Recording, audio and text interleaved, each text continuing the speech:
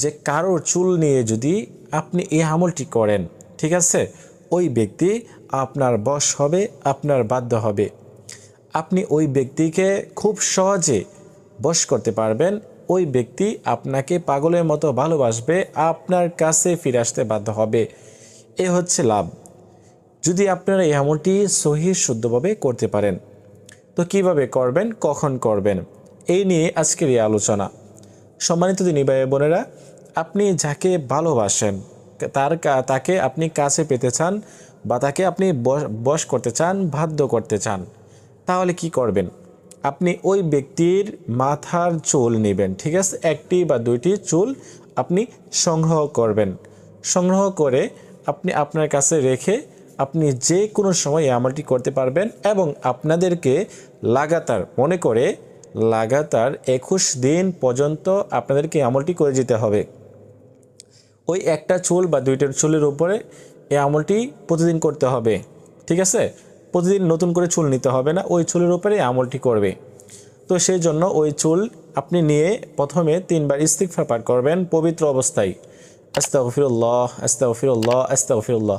তারপরে 3 বার দুরূদ শরীফ পাঠ করবেন, যে দুরূদ শরীফ আমরা নামাজের মধ্যে পাঠ করে থাকি। আল্লাহুম্মা সাল্লি আলা মুহাম্মাদি ওয়া আলা আলি মুহাম্মাদ কামা সাল্লাইতা আলা ইব্রাহিম ওয়া আলা আলি ইব্রাহিম ইন্নাকা হামিদুম মাজিদ। اللهم بارك على محمد وعلى آل محمد كما باركت على إبراهيم وعلى آل إبراهيم إنك حميد مجيد। সহিহ শুদ্ধভাবে আপনাদেরকে দুরূদ শরীফ পাঠ করতে হবে। অনেকে হয়তো এই দুরূদ শরীফ পারেন না, তারা শুধুমাত্র সাল্লাল্লাহু আলাইহি ওয়াসাল্লাম পাঠ করে নেবেন। তো এরকমভাবে আপনাদেরকে আমলটি করতে হবে, ঠিক আছে। তারপরে হচ্ছে আপনাদেরকে সূরাতুল ইখলাস, কুল হুয়াল্লাহু আহাদ, এই সূরাটি সহিহ শুদ্ধভাবে 3 বার পাঠ করতে হবে।